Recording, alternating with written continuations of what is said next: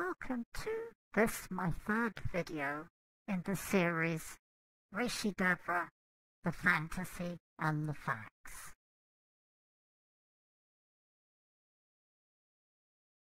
In my first two videos, I demonstrated using legal documents and newspaper articles in the public domain that the cozy wannabe ascended master portrayed by Miss West online is a fantasy, a fiction, a massive deceit.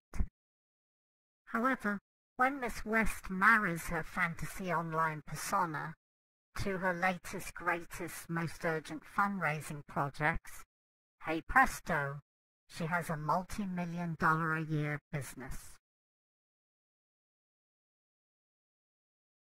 No amount of money spent taking photographs of Debbie West dressed up as a Greek goddess is going to change the truth about her past, which all points to the fact that Miss West is an occult predator who uses her extensive knowledge of the occult to manipulate all those who cross her path. Let us go back to 25 years or so, when, after attending the Robert Jaffe School for Energy Mastery in 1990 and 1991, Miss West declared herself as an ascended master, though there is evidence that Miss West's and her husband's life of crime started well before then. Up until 2010, the whistleblower, John Watson, had his website up, which contained a whole library of information about Miss West's past activities. During that time, he used to get lots of emails from people who had known Miss West in previous decades. Here is one such email from a lady called Satya, who attended the same classes at the same time that Miss West did at the Robert Jaffe School of Energy Mastery in 1990 and 1991. Here is another email, this time from Jeremy Samuelson, who states that he knew Jack West a long time ago, and that Jack West was overwhelmed by Devra Patton West, who he claims was running him. As in this previous slide, where Satya states that she was persuaded to give Miss West $6,000, Jeremy Samuelson here states that he loaned Jack West $10,000. Neither of these two individuals received any of their money back. Proof, if proof be needed, that the Wests had a proclivity for fraud well before Miss West became an ascended master. Why did Miss West declare herself to be an ascended master? The answer is simple. She had spent a long time studying energy work under some very good teachers, and after becoming quite proficient at shamanism, she found that she could use that skill set to manipulate people. She also found that she could use that skill set to harm, injure, make people ill, and use the skill set as a weapon to manipulate people into doing her bidding. There is plenty of evidence to show that Miss West has used the occult as a weapon against people. In fact, in an interview she gave the Whitefish Pilot in 2007, she stated clearly that she'd been trained in shamanic visioning. And to support the fact that it was being used as a weapon, one of her employees, Rebecca West, no relation, confirmed that she came under attack from Miss West because of her support for Dr. Cole, MD.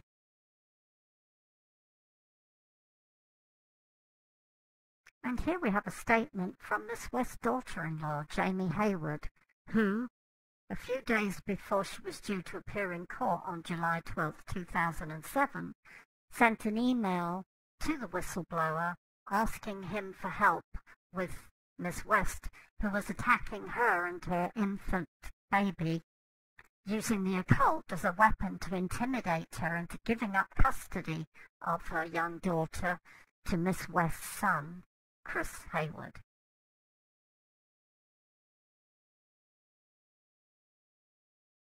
It's not that Miss West dresses up like a guru. She actually dresses up like the Greek goddess Athena, believing that she has the power to control the lives of all of those who unwittingly wander into her presence. Miss West would not last for 10 minutes without the support of others, accomplices, who know exactly what she's doing, know about the crime she's committed, past and present, and yet who protect her from prosecution by providing false witness for her when crimes get reported to the police or victims go to the court to seek justice.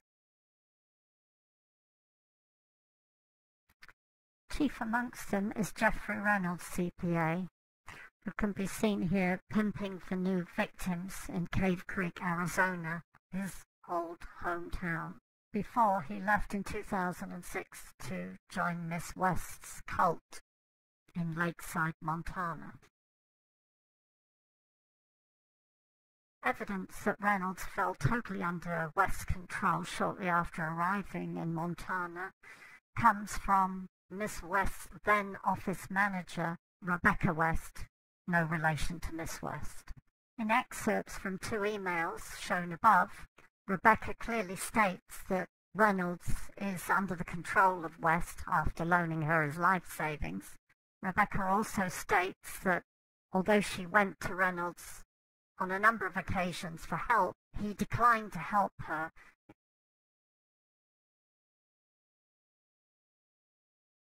Dr. Julio Williams, MD, is another senior member of Miss West's cult.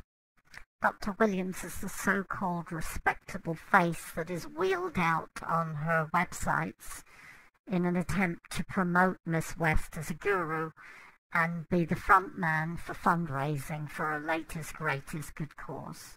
The above slide shows Dr. Williams pimping for Miss West in Cave Creek, Arizona, this time appealing for funds for the divine feminine. Here is Dr. Williams, a younger Dr. Williams, as he appeared on Miss West's website in Montana in 2007. Dr. Williams was aware of the fraud going on around him and the fact that Miss West was misrepresenting another person's property on the same website that he appeared, and that she was being evicted from 2 rental properties in quick succession while representing herself on the Montana website as a multimillionairess who owned a mansion called Osprey House on Angel Point, which in reality belonged to Robert and Tabby Ivy.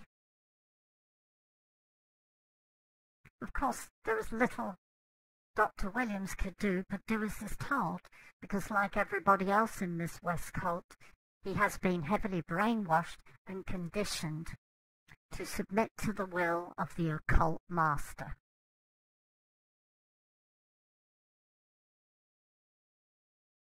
And last but not least is Miss West's long-term business partner and ex-husband, Jack West, who has been with Miss West for over 3 decades. Jack West's role is to work with other members of the cult to promote and market Miss West as a guru, a minor deity, and ascended master. Here we have an example of Jack West's work on behalf of Miss West. In the above slide we see a statement from a former board member, A.J. White, who reported that after a particularly violent incident where Miss West ripped clumps of hair out of an employee's head, Jack West was on hand the following morning to categorically deny it ever happened. So now let's put all this together to show you, the viewer, how Miss West, working alongside the senior members of her cult, make it very difficult for the victim to get justice. To give the viewer an example of exactly how this happens, let us now look at 2 well-documented crimes that occurred on or around 2007, one being the assault on Dr. Cole MD, for which West was convicted in 2008, and the other being the successful lawsuit John Watson, the whistleblower, brought against Miss West for fraud, which he won in 2008. Here is an excerpt of the judgment handed down by the court in respect of Devra West's fraud against John Watson.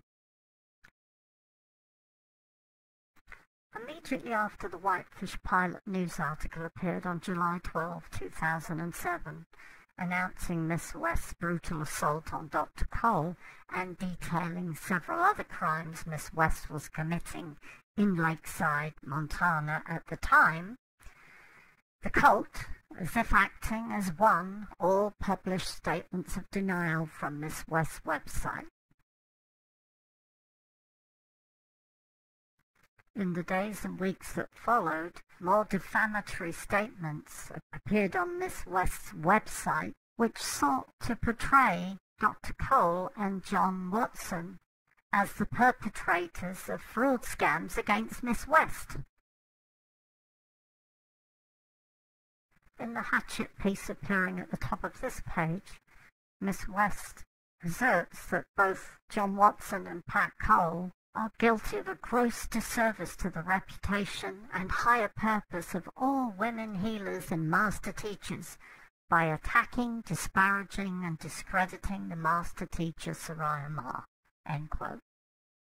Of course, the fact that John Watson and Dr. Pat Cole were found to be telling the truth and were both totally vindicated by their wins in court against Miss West seemed not to be relevant. And now Miss West has set up shop in Cave Creek, Arizona, telling the same lies, spinning the same illusions that she did in Montana and New Mexico before that. And while Miss West's identity may have changed, she's now calling herself Rishi Devra instead of Soraya Ma or Devra G. And while she has a new business container with a different name, it's the same old business model that she's used for the past 3 decades. Those that do attend the meditation groups or the many meet-up groups Miss West advertises for on social media quickly become the subject of brainwashing and conditioning as a prelude to being forced to submit to the will of the occult master.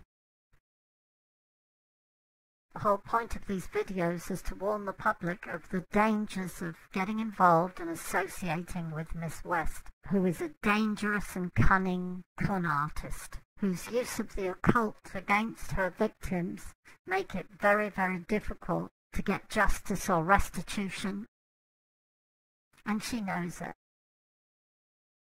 Next time we'll take a close look at how Miss West combines the two talents of manipulation and the occult to extract hundreds of thousands of dollars from those she targets. Please be sure to like my video.